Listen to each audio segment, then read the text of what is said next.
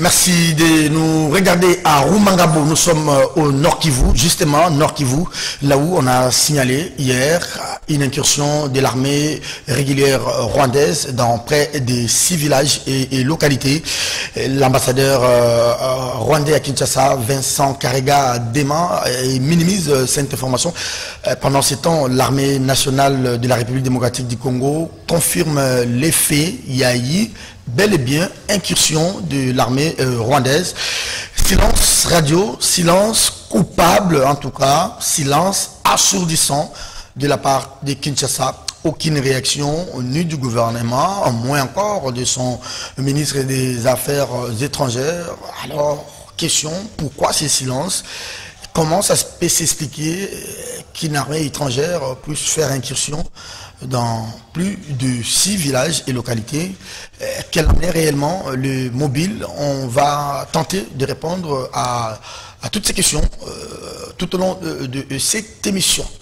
D'ailleurs, l'armée congolaise qui en appelle à la saisine du mécanisme conjoint de vérification, cette structure qui est là peut-être pour offrir ses bons offices et traiter des différends entre la RDC, le Rwanda, la RDC, le Burundi ou encore avec l'Ouganda.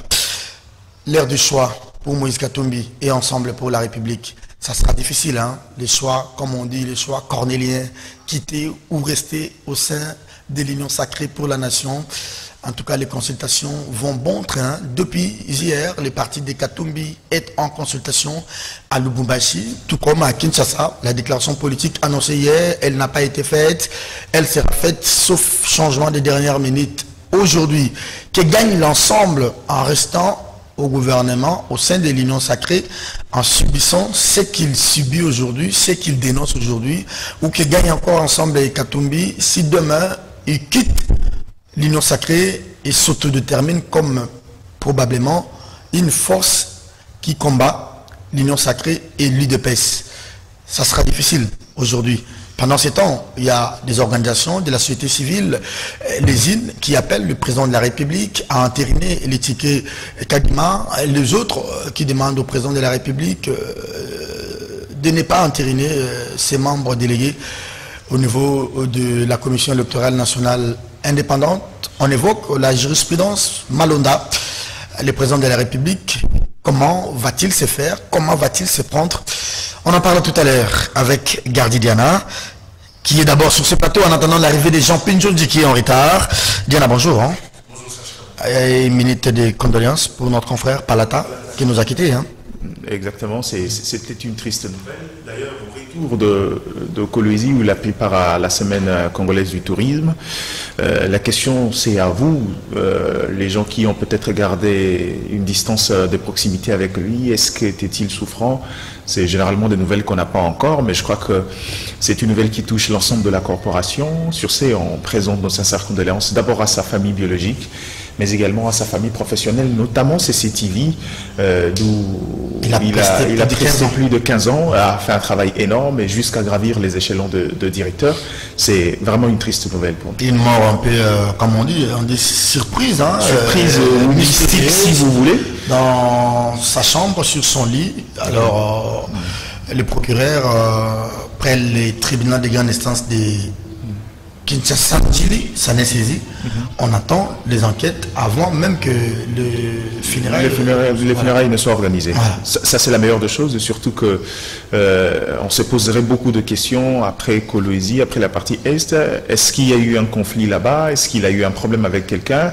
Est-ce qu'il y a quelqu'un qui pouvait en vouloir à sa vie jusqu'à ce point-là?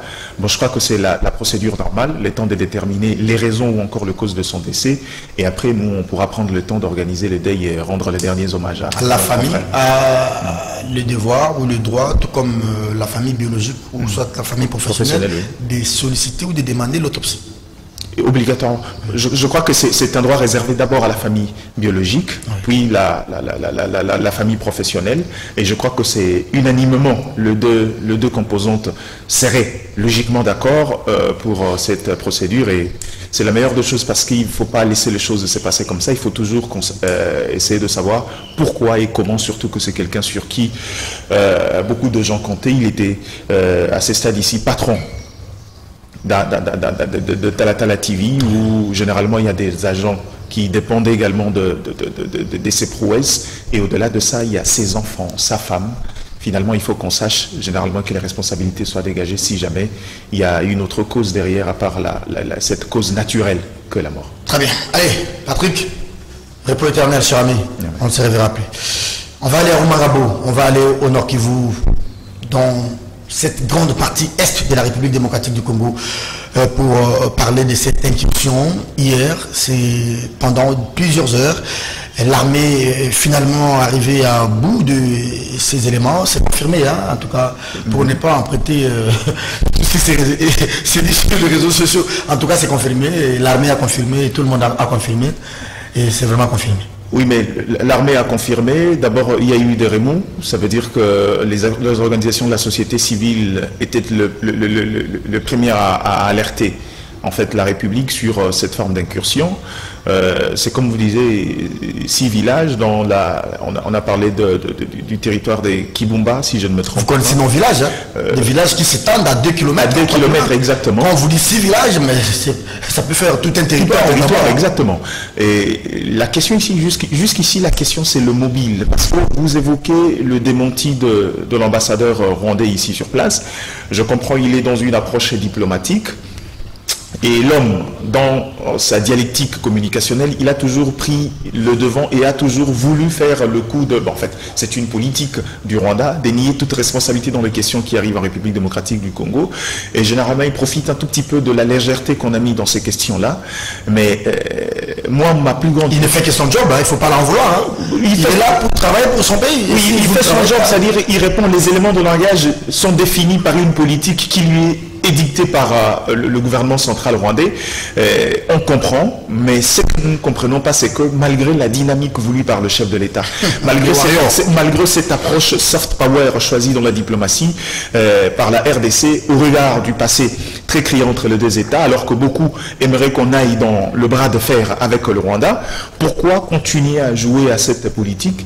Ben écoutez, on est sur un terrain politique. J'ai toujours dit le Rwanda a beaucoup d'intérêts économiques d'abord sur le sol congolais. Et au-delà de ça, il y a d'autres intérêts, peut-être que nous on ignore, notamment sur le plan géopolitique. Il faudra pas oublier que si le Rwanda aujourd'hui est peut-être un pays qui prend des expansions non seulement sur le plan économique, mais également sur le plan diplomatique sur la scène mondiale, parce que la plupart des éléments de force, le Rwanda le puise en République démocratique du Congo.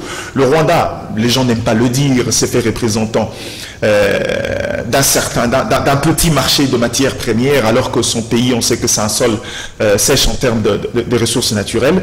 Il y a bien des questions aujourd'hui qui méritent d'être mises sur la table. Le militaire... vous avez vu la vidéo? Exactement. Comment l'armée d'un pays qui confirme, mais son gouvernement, les pipes mots, on ne rappelle peut-être pas, on ne convoque peut-être pas l'ambassadeur sur place et l'ambassadeur qui se comporte de la manière... Je crois que dans la démarche du gouvernement, il est peut-être possible de pouvoir patienter un tout petit peu dans la mesure où la première des choses à faire actuellement, c'est que l'État congolais doit faire appel, faire venir les différents services qui ont su gérer cette histoire, parce qu'il faudrait rappeler aux Congolais que l'armée a mené une contre-offensive jusqu'à arriver à bout de ces contingents rwandais qui est arrivé sur le sol congolais.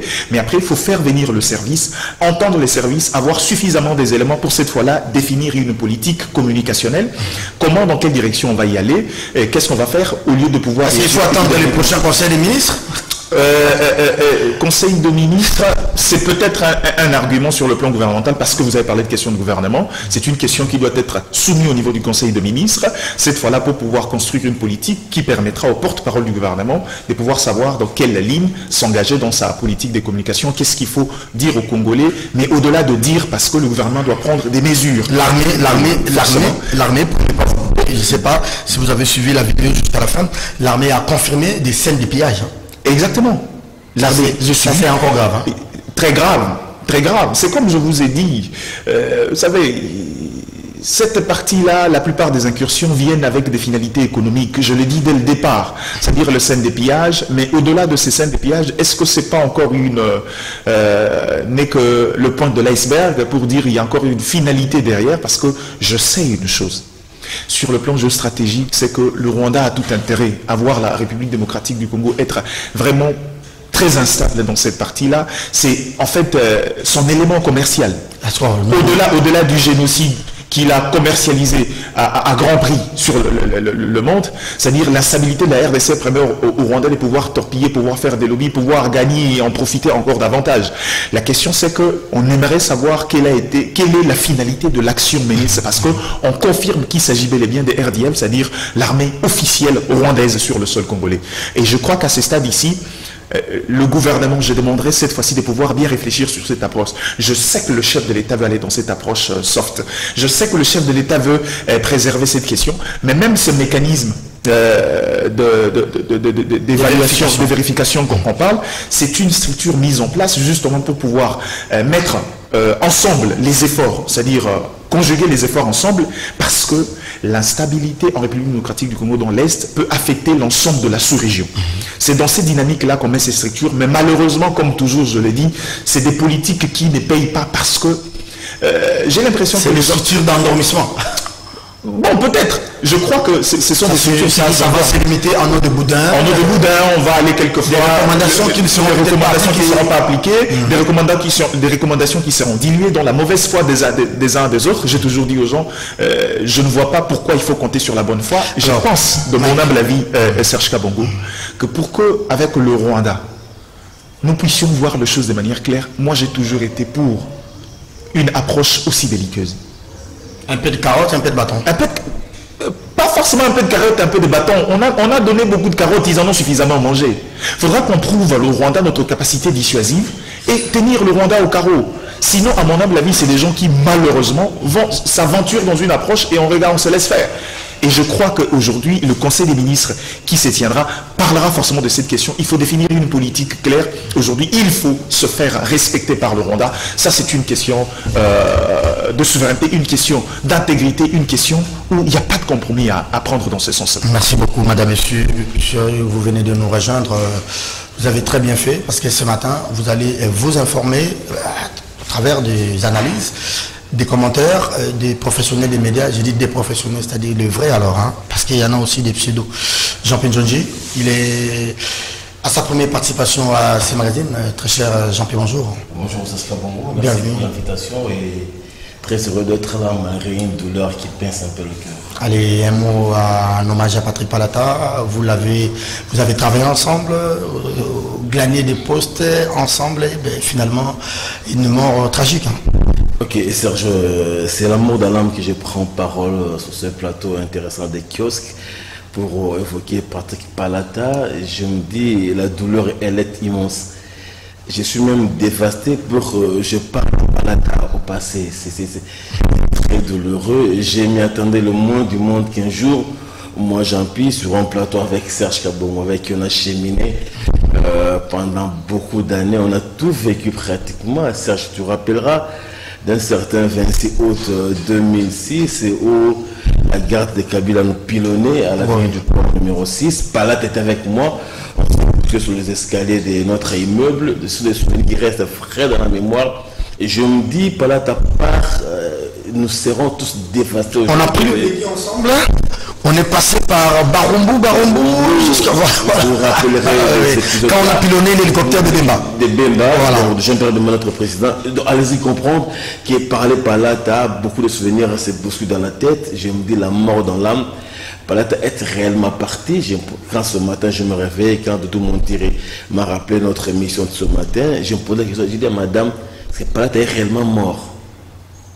Ça m'a bouleversé, ça l'est encore. Je me dis, Que dire de cet empire CTV, il faut le dire, l'empire là, l'empreinte des Palata restera jamais ici, il faut le dire. On le dira jamais. Il a été à la base des grandes émissions, Poulélé, Kiosqueur, celui qui en est les géniteurs. Donc, allez-y comprendre, quand on parle des Palata, Serge Kabongo, il n'y a pas de mots juste pour le décrire, pour le définir.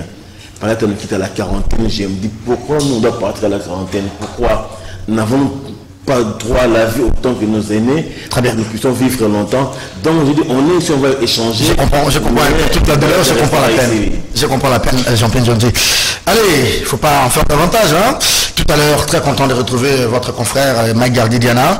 On parlait de cette incursion rwandaise. C'est vrai qu'on se prépare pour rendre les derniers hommages les plus mérités à notre confrère, les regrettés Palata. Vous avez appris aussi qu'il y a eu une incursion de l'armée rwandaise à l'est du pays et l'armée congolaise a confirmé avec une vidéo du porte-parole, mais jusque-là, c'est le silence radio du côté Kinshasa. Ok, autant que le silence du côté Kinshasa doit inquiéter, autant que je me pose une autre question sur la réaction un peu plus cabreuse et inadaptée de Vincent. C'est comme si vous suivez. Je me dis, Kariga est à Kinshasa, Ndjike est à l'est, les Congolais Ndjike parlent, et Kariga étant de les contredire, je me dis par quel élément d'appréciation. Kariga elle est ici, il rate l'occasion de se taire pour ne plus énerver les Congolais. Il l'a déjà fait. Non, mais il ne faut pas la vouloir. Il fait son boulot. Il n'est pas là pour le bouger les Congolais. Je me dis, autant que les instances congolaises sont encore à fond, Kariga ne doit pas nous mettre le dos dans l'œil, Serge Kabongo. Il est à Kinshasa. Il est dans les palaces d'ici. Il roule carrosse. Il gagne des grands salons. Mais comment se permet-il de contredire un officier supérieur qui a vécu les événements, qui a tout compris, qui donne un avis d'autorité et qui arrive à les contredire? Moi, ça me gêne. C'est là où je m'appelle à la ferveur de Mouyaya. C'est aujourd'hui.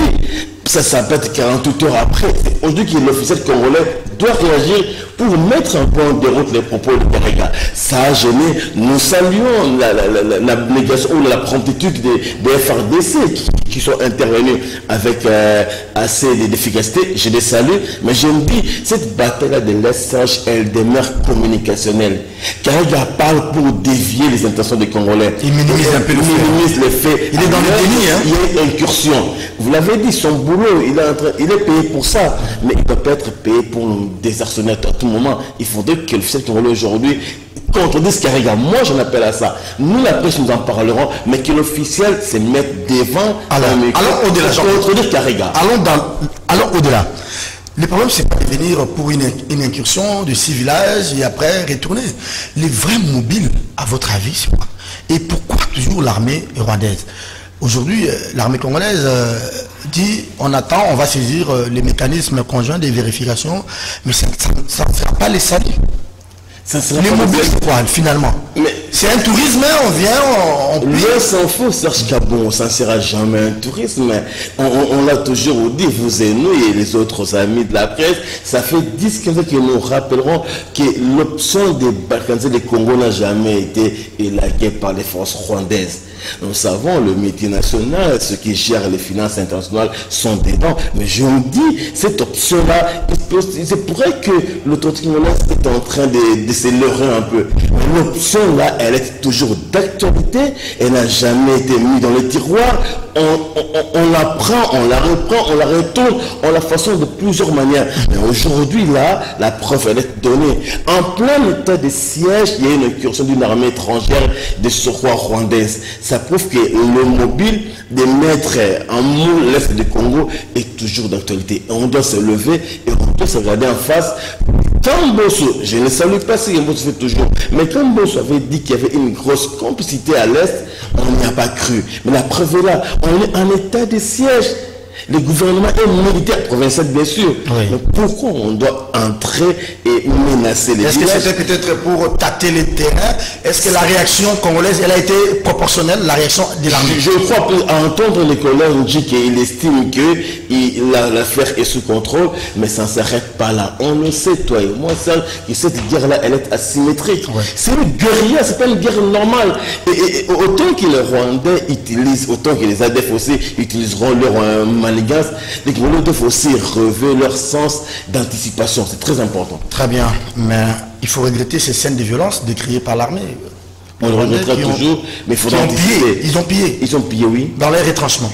Mais c'est ça en fait, le sens même, les contenus essentiels d'une guerre asymétrique. Qui contrôle qui? Les positions ne sont pas contrôlées. Les positions ne sont pas torpillées de l'intérieur. C'est normal qu'il y ait de tels actes. Mais Gardi, je crois que la bonne chose, c'est, comme Jean-Pierre l'a souligné, c'est la promptitude avec laquelle les forces armées sont intervenues. Oui, je crois que la dimension militaire était l'élément central, l'élément premier qu'il fallait faire. Le FARDC ont réagi convenablement et c'est l'essentiel, mais c'est pas tout. Pendant qu'on parle, il y a une pensée qui m'est venue en tête. On sort tout récemment ici de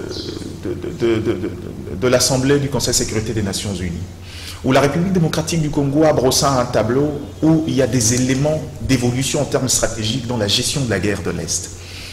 Et que le Rwanda, quelques jours après, décide de vouloir mettre en mal cette solidité tant parlée par la République démocratique du Congo. Est-ce qu'il ne s'agit pas d'un gage à donner aux tireurs de ficelles qui, autrefois, peuvent se fier sur cette approche diplomatique évoquée au niveau du Conseil de sécurité des Nations Unies, pour leur dire, écoutez, on a encore le contrôle du marché, et que si jamais il est possible, à tout moment on peut le faire. C'est un message aussi. À mon humble avis. Ça, c'est une pensée qui me monte en tête. Mais deuxièmement, au-delà de ça, est-ce que ce n'est pas également une occasion pour le Rwanda de pouvoir se lancer dans une sorte de ballon d'essai? Après cette approche de l'état de siège, vouloir vérifier si finalement, dans cette ceinture militaire qu'on a mise en place, le Rwanda en tant qu'État a encore une marge de manœuvre pour pouvoir torpiller la quiétude et l'intégrité territoriale de la République démocratique du Congo. Dans l'approche diplomatique, je crois que ce sont des hypothèses qui me montent en tête, mais je pense que parmi les deux, il y a quand même une vérité à pouvoir voir derrière dans ça, parce que je sais qu'entre États, les choses ne se font pas par des purs hasards. Je sais que certains voudront dire non, peut-être des éléments incontrôlés qui ont voulu aller à l'assaut, mais je reviens encore sur la réaction de l'ambassadeur rwandais, c'est que il ne peut pas faire différemment tant qu'il y a une politique, une ligne directive bien tracée par le Rwanda, c'est que toute implication, toute responsabilité du Rwanda dans la question de la guerre de l'Est doit être niée à bloc. Ah oui. Ça, c'est une dynamique communicationnelle qu'ils ont pris. Mais le problème, c'est là où je dis, c'est que c'est là où je déplore la naïveté, justement, de toutes ces institutions, de toute cette fameuse communauté internationale où, quand il s'agit des questions de la République démocratique du Congo, on met beaucoup de questions d'éthique, on vient nous prêcher ici. Est-ce que le Rwanda ne se comporte pas comme un État voyou qui veut perturber la quiétude au sein de la souveraineté? Non, mais c'est ça le paradoxe. Le Rwanda, quand vous regardez dans le carcan, dans les critériums, on dit défini par Burundi, les Rwandais font des problèmes, au Congo, c'est la même chose. Quand on regarde le critérium tel que défini par la dynamique démocratique dans le monde, le Rwanda ne répond presque pas, si je ne m'abuse pas, à plus de 30% des critériums. Mais ce Rwanda-là, quand vous allez sur d'autres terrains diplomatiques, sur le plan économique, est vendu favorablement par la même communauté. La question, je me demande, c'est que comment contourner ces problèmes-là? Et encore une fois de plus, le Rwanda a besoin de voir la capacité dissuasive de la RDC pour que finalement, quand on ira dans les différents regroupements, dans les différentes commissions, on négocie cette question, on négocie tête haute, pas tête baissée comme si on avait peur et qu'on comptait sur la bonne foi des uns et des autres. Ah ben c'est ça. Au demeurant, ce qui dit Diana, mais moi je me dis, on ne doit pas se plaindre tous les jours, nos Congolais. Vincent Karega a été prompt, il a réagi. Que dit notre diplomate qui a été à Kigali? Silence radio, ça étonne. Qui dit le Tundula, silence radio. Qui dit Samalouko, le silence radio? C'est bon le bas blesse. Est-ce que c'est ça le qui interdit à l'opposition de parler? Absolument pas, c'est-à-dire très l'inefté, moi je dis c'est pratiquement un non-sens dans la diplomatie congolaise, dans le faire et de l'autorité congolaise. L'officiel n'est pas assez à sa place. Comment Karega a réagi à la minute après Nicolas Njike et tous les Congolais? Je prends un élément dans l'analyse de Diana tout à l'heure. C'est-à-dire la politique s'est construite. Celui, vous avez une vision d'abord à l'interne. Vous savez que pour tel zone d'influence, voici notre politique, voici comment nous devons nous comporter. Pour telle zone d'influence, voici notre... Mais si Lutundula lui-même ne comprend rien, si, je dis si, je ne dis pas qu'il comprend rien, si le Premier ministre lui-même, il ne sait pas que je ne peux pas m'engager avec le Rwanda dans tel aspect, pendant que les chefs de l'État traitent son homologue rwandais des frères et amis. Parfois même, j'ai oui comprendre que le ministre a même peur de s'attaquer. Au-delà de ces années, c'est là où la thèse de la complicité prend France. Cette thèse-là, c'est un silence complice. Complice, je ne peux pas comprendre que Karega qui réagit à la minute près après l'intervention du colonel Ndjike, qui faisait même de l'insulte. De l'insulte, mais ici au Congo, aucun officiel ne levait son petit doigt pour ne fût-ce que dire, ne fût-ce que déplorer ce qui est arrivé, ne fût-ce que dénoncer l'incursion et puis condamner. Personne ne l'a fait. Ni de l'opposition, ni l'opposition, ni la majorité, personne, ni FCC. Tout le monde est à fond. On est encore dans la... Dénicadima et... Merci beaucoup. Alors, feu, à l'est, ça brûle et il n'y a pas d'explication pour la population. Serge Kabongo, permettez-moi. Ça veut dire c'est que... Il ne faudrait pas que les gens puissent, comme Jean-Pierre l'a dit, assimiler ces silences-là comme un silence complice. Exact. C'est ce que je ne veux pas aussi que nous distillons cet élément-là. Regardez. Oui. Non, il s'interroge. Hein. Oui, je comprends l'interrogation de Jean-Pierre. Serge Kabongo, vous savez, au regard, je prends l'exemple de Lutundula. La plupart des fois, dans son expérience parlementaire, nous connaissons quelle est la posture, la position de Lutundula vis-à-vis de relations entre la RDC et le Rwanda. Mais c'est comme je vous ai dit, aujourd'hui, les plus grands, les premiers des diplomates, le chef de l'État a pris la décision d'aller dans cette diplomatie soft. Il est ici, il est encore en voyage. Il n'y a que vous qui pouvez répondre à cette question. Okay. La question, c'est que, vous voyez dans cette dynamique-là, dans le choix opéré par le chef de l'État, la question du Rwanda regorge autant de velléités. Je ne suis pas... Même les ministres ont peur de s'exprimer parfois. Regardez, parce qu'on parle de... Par exemple, prenons le cas du porte-parole du gouvernement. C'est une question où le service militaire ont communiqué. Le service militaire est un détachement, c'est-à-dire c'est une réaction congolaise. Maintenant, si les gouvernements... Mais elle est la grande muette. On dit l'armée est la grande muette. Mais quand l'armée arrive à confirmer des choses comme ça, c'est-à-dire, regardez, l'armée au regard peut-être de la question de la distance. L'armée devrait, parce que dans le contexte qui est le nôtre, la réaction de l'armée vient dans la dimension sociologique d'apaisement. L'armée vient parce qu'elle a fait un travail.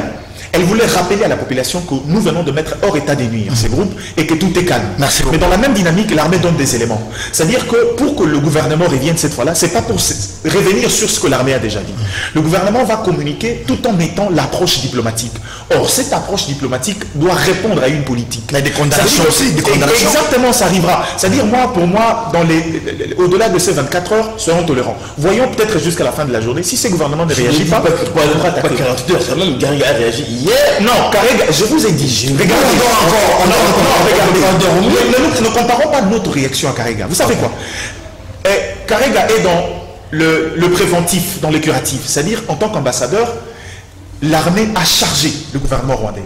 Sa réaction était automatique parce qu'il ne se fonde sur aucun élément factuel. Madame, monsieur, sur des exigences diplomatiques. Merci. Donc, soyons un tout petit peu tolérants avec ces gouvernements. Donnez-leur l'occasion parce qu'il faut avoir des éléments d'appréciation. Cette fois-là, pour faire une communication directe qui va impacter également la politique qu'on a engagée, notre politique extérieure, notamment vis-à-vis du Rwanda. Ce n'est pas une question qui peut se faire à chaud comme Karega l'a fait. Moi, je crois maintenant qu'il faudrait même réévaluer. Hein.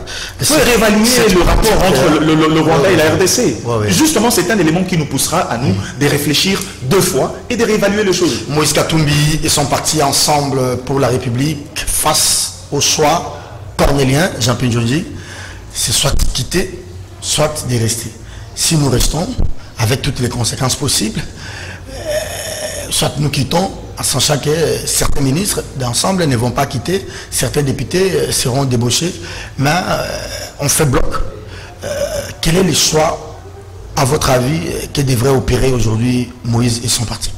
Non, il s'avère... C'est l'affront, hein, pour eux, c'est une question d'affront. Un gros affront, une gifle, on administrait à Moïse Katumbi, au-delà de tout ce qu'il a fait pour ces gros politiques. Mais moi, je me dis, le chairman de Mazembe doit s'assumer, Serge.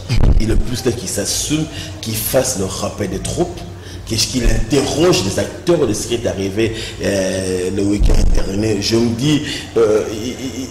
quitter, ça peut être une option. options, mais avant de quitter, il faut d'abord évaluer, tirer les véritables leçons. Voilà. C'est pas Francky qui a pratiquement mis en déroute toute l'architecture bâtie par Moïse Katumbi. Aujourd'hui, je me dis, Moïse n'est pas à faire en tant qu'individu, mais l'ensemble, au moins, mes statistiques sont bonnes, ce sont 10 députés, c'est énorme. Pour un de cette trappe-là qui a accompagné l'UDPS pendant, on se rappellera de Genval, c'est-à-dire que c'est dans les détails. Même je ne pense pas que l'UDPS voudra se mettre sur le dos l'ensemble des Moïse Katumbi, mais c'est de l'interne, il y a des fissures. Le bâtiment est fissuré, il faut le reconstruire, il faut le requalifier la politique d'ensemble, ce qui n'a pas été le cas. On se rappellera de l'épisode des Jeeps ici, mais on a fini par voir tout député AMK retirer les Jeeps Hyundai Palisade. Je me dis, il est temps que Moïse Katumbi Chapwe réévalue sa politique d'ensemble très important, qu'il rappelle tout le monde, qu'il fasse une sorte d'interrogatoire s'il le faut, que chacun se détermine. Mais au moins, il doit se mettre en tête que l'option qu'il va prendre ne va pas plaire à tout le monde au sein de son parti. Et il faut l'assumer. Autant que ce qui a été fait, le Kédé ne l'a pas plu non plus, lui aussi. Voilà. Il est blessé, il est vexé. Autant que lui aussi, autant qu'il prendra non de place à ceux qui ne seront pas contents, et il doit la prendre. C'est pour sa survie politique. Et là, si on ne fait pas attention, il est en train de disparaître petit à petit. Il doit faire attention. C'est le moment de lever le petit doigt. Kabila aussi a vu ça venir. Kabila a laissé. Vital a vu ça venir. Vital a laissé. Aujourd'hui, on ne considère plus Vital. C'est fini. On te donne deux, trois choses là. C'est aujourd'hui que le monde doit se lever, rappeler ces gens. S'il faut, on se rappellera mon message. C'est pas vous, je l'apprendrai. Tous ceux qui sont députés MK, c'est pas tout consort là, c'est Moïse qui a façonné tout le monde. Il a mis son argent, il a mis son influence, son aura, et il a mobilisé ses réseaux, et ça marche.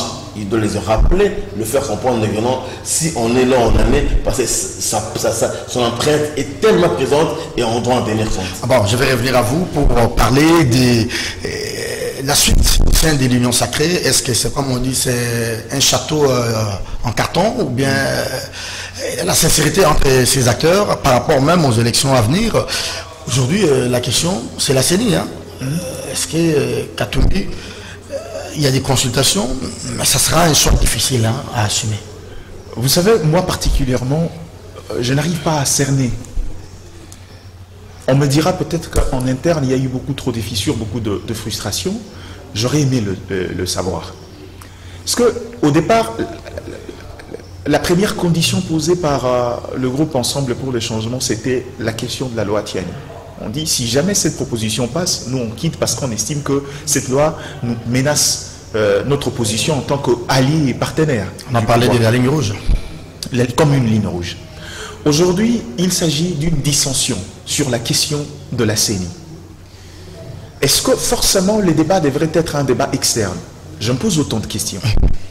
Ces débats-là devraient d'abord être un débat en interne, dans la mesure où, en tant qu'allié, il y a des cadres de concertation. Au sein de la coalition. Au sein de la coalition. Le malheur, c'est que comment on peut arriver à être dans une coalition et qu'à chaque fois qu'il y a divergence de point de vue, les débats se rapportent sur la place publique. Il n'y a pas de sincérité. Et vous savez, la sincérité, je vous ai dit, c'est un mythe quand on est dans les alliances politiques. Il ne faudra pas croire à la sincérité dans les alliances politiques. Ça, c'est une faiblesse de Serge Kabongo.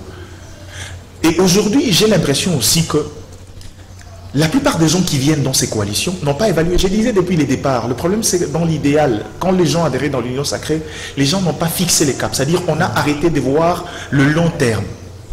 Par exemple, présentement, je me pose la question. Vous savez que si Katumbi décide de quitter l'Union Sacrée, il donnera encore raison à un groupe, à un bon nombre de gens, qui, le jour où il est entré, quand les premières frustrations ont été mises à la place publique, les gens se sont dit ceci. Nous connaissons le plan. Ils vont entrer dans le gouvernement. Quand viendra un moment, ils vont décider de démissionner pour se désolidariser de la responsabilité de ces pouvoirs et aller bâtir une autre dynamique. Est-ce qu'aujourd'hui, Katumbi saura assumer ce point de vue? Deuxièmement, c'est son choix. Décider de rester dans l'Union Sacrée. Est-ce que Ensemble pour les changements et ses alliés, en tant que coalition politique, se sentent épanouis? Ça, ce sont des questions. Mais dans tous les cas, je crois qu'à ce stade ici, ça c'est un point de vue qui est mien. Moïse Katumbi de son aura fera mieux de revenir seul autour d'une table et discuter franchement avec ses alliés. Parce qu'il n'y a pas un cadre de concertation au sein de l'Union sacrée. Il n'y en a pas. Il n'y en a pas. J'ai l'impression. Parce que vous-même, vous décrivez le fait qu'il y a des débats qui devraient se tenir. J'ai l'impression qu'il n'y en a pas. Alors, deux questions. Ce qui fâche chez Moïse, du moins, c'est que ses collaborateurs m'ont dit, la première des choses, c'est d'abord le dossier Kalima, qui n'a pas ou qui a suivi tous les processus normaux. Là, on sait qu'il y a ce que d'aucuns appellent les péchés originels. Tous les partis de confession religieuse, ça, on n'en revient pas. La deuxième chose, c'est que comment vous pouvez déléguer quelqu'un prétendument désigné par Ensemble pendant qu'Ensemble ne se reconnaît pas à ce monsieur-là. Prenez tous les membres du gouvernement qui sont issus d'Ensemble. Aucun d'entre eux n'a été contesté par les partis de Moïse Katumbi. Chéribin Okende, il a été mandaté comme ministre. Christian Mondo, il a été mandaté. Moutinga Moutichai, il a été mandaté. Lutudoula, il y a l'accord du parti. Mais quand vous envoyez M. Mouindou, Paul Mouindou, on vous dit que non, nulle part nous n'avons pas été à la soi-disant commission paritaire, nulle part on a délégué un monsieur pour occuper ce poste. C'est ça justement. Serge, sur la question, au-delà qui a dit, moi je me dis, le débat ne doit pas être entre Ensemble et les alliés, ça doit démarrer ensemble. Que Moïse rappelle tous ses lieutenants. Paul Mouindou, on se le dit, peut-être on veut. Il n'y a pas aussi la discipline à l'interne. Le mot d'ordre a-t-il été respecté? A-t-il eu un mot d'ordre? C'est là on doit poser la grande question. Si Paul Mouindou, nous savons comment il est arrivé là, peut-être par pudeur, on ne le dira pas ici, mais c'est là où moi je dois taper, dois sanctionner, doit donner un fouet, une chicotte. Je ne peux pas comprendre qu'il y ait une consigne qui soit saboulée par les de la personne qui dirige le bateau. Ça dérange. Moi, je me dis, au lieu de voir les alliés... Mais Jean-Pierre, est-ce que l'actuel pouvoir, je parle du président de l'Assemblée, ou pour la bonne marche des institutions, nous avons besoin d'utiliser les mêmes recettes que nous avions décriées chez la Kabylie hier, de débaucher ou de prendre quelqu'un qui n'a ni mandat, qui n'a ni qualité? Il en va du manque d'éthique politique de notre pays, c'est comme ça. Tous ont décrit hier, on répète les mêmes bêtises, le même terme. On ne change pas, il n'y a pas d'idéal. La stratégie qui fait gagner. On n'a pas d'idéal, on n'a pas d'objectif. On veut gagner son père, on veut gagner les millions dans ce compte bancaire, et un peu c'est tout. Moi je me dis, revenons ensemble, il y a lieu de rappeler tout le monde sur la table. De rappeler à tout le monde ce qu'il est, ce qu'il doit faire, ce qu'il ne doit pas faire. C'est très important. Les alliés n'ont rien à faire. Et ne pas avoir peur de quitter. Absolument. Par le fait que certains vont rester. L'Union sacrée, l'UDPS, parlant un peu du parti présidentiel, c'est bien qu'en 2023, moi c'est un gros challenger. Il faut tout mettre pour le déstabiliser. Ça, donc il faut affronter le fait aujourd'hui et de reporter ça. C'est aujourd'hui. Ils savent que Moïse Katumbi, c'est un challenger en 2023. Il a dit recule plus, il va au front. C'est-à-dire il faut le combattre et de l'intérieur, il faut qu'il y ait des stratégies. Et il ne faut pas non plus lui donner beaucoup de postes, il ne faut pas non plus lui donner des avantages pour... Serge Kabougou, au-delà de tout ça, je pose une question. Qui sont le groupe des élus frondeurs qui ont publié la récente déclaration mettant en mal l'intégrité d'Ensemble pour le changement? Il ne faudra pas oublier une chose. Dans Ensemble, quand on parle de 70 députés, il ne faudra pas oublier la force des alliés. Oui. Et aussi, il ne faudra pas oublier, j'ai l'habitude de le dire, les gens le disent. Parmi tous ces gens qui tournent autour de Moïse Katumbi, peu d'entre eux sont des gens qui sont venus idéalement. Pour la conviction, non. Ah, vous avez raison. Maintenant, la question c'est que, je pose un exemple. Je veux prendre, c'est généralement un mauvais exemple, mais je vais prendre quand même. Tchibala devient Premier ministre au nom de l'UDPS. L'UDPS en a souffert. Hein. L'UDPS en a souffert, n'est-ce pas? Mais c'est depuis Birindois. Le Birindois, les Kibassa. Exactement, ça vient comme ça. Qui pouvait contester la qualité de Tchibala en tant que l'UDPS? Voilà. Est-ce qu'aujourd'hui, les gens d'Ensemble peuvent nous dire que Monsieur Paul Mouindou n'est pas Ensemble pour le changement? Mais la question, c'est dans le mécanisme. Comment a-t-il fait pour se retrouver là? Justement. Là encore, c'est une question interne. C'est là où je dis, au-delà de la question... Tchibala, qu'est-ce qu'il est devenu? Ah, ça c'est une digression, c'est non, je ne le vois plus, il pipe le mot. Bon, allez. Bon, enfin, il a c'est une digression. Donc, vous savez, à ce stade ici, je crois que, avant aussi de pouvoir aller titiller les autres partenaires, remettre un peu de l'ordre en interne. C'est là, Oui, c'est là où je dis au départ, Moïse Katumbi, de son rôle des leaders, doit prendre les pas des pouvoirs, établir le lien. De lors qu'il c'est la base des choses maintenant. On sait se dire, tel est avec nous, tel n'est pas avec nous. Voilà. C'est-à-dire il a le droit de pouvoir voir ses partenaires. Je ne sais pas par quel mécanisme, et décider lui-même de pouvoir prendre le devant. Aujourd'hui, de son aura, il est le seul peut-être capable de négocier de manière intégrale sur les intérêts d'ensemble pour le changement. Et je veux qu'il prenne ce rôle-là. Cette politique-là, cette politique de retranchement qu'il fait. J'ai comme l'impression que c'est le jeu de tour de la cohésion du groupe. Hier, on avait besoin de Bemba et de Katumbi pour une cause. On réalise qu'aujourd'hui, ils peuvent ou ne pas venir, mais on peut manipuler non, la cause a été gagnée. Mais est-ce que Serge, je voulais faire la stabilité des institutions ne dépend pas de les alliances politiques? Non, n'est pas contre la qualité à la pôle moyen de la partenaire ensemble. C'est discutable. Quand est-ce qu'on se retrouve dans un groupe? C'est lorsqu'on est au respect des consignes du groupe. Ouais. Quand on s'en écarte, c'est fini. C'est comme ça qu'on se dit non. Je suis CETI parce que je m'écarte de CETV et je respecte ce que dit le promoteur. C'est ça. Mais quand je m'écarte de ça, je ne suis plus de là. C'est là on a posé la question à Paul Moïndo. La consigne a-t-elle été donnée d'aller, de ne pas aller? Si on s'en est écarté, ensemble devrait envoyer un délégué. Ça, c'est un mécanisme. La question, c'est est-ce qu'ensemble a délégué quelqu'un? L'ensemble n'a même pas siégé. L'ensemble n'a même pas siégé au sein de la paritaire. Oui, mais ça veut dire, c'est là où je dis, c'est là où intervient le problème de l'ordre en interne. Ensemble dit n'avoir pas siégé. Mais sache qu'avant moi et vous, on sait que des délégués d'ensemble, on ne prie pas à cette plénière. Eliezer Tambo était là. Eliezer Tambo était là, il est ensemble, oui. Non, ça c'est en son nom, mais il n'a pas été mandaté. Il est député. Il peut se dire le principe. Au niveau de la commission paritaire, c'est l'équilibre des rapports de force venant de mouvements. Allez, on va se limiter là. Nous allons suivre de près ce que va dire Katumbi. Ce que vont dire Katumbi et ensemble. Peut-être que la déclaration sera faite aujourd'hui. Peut-être que la déclaration sera faite demain.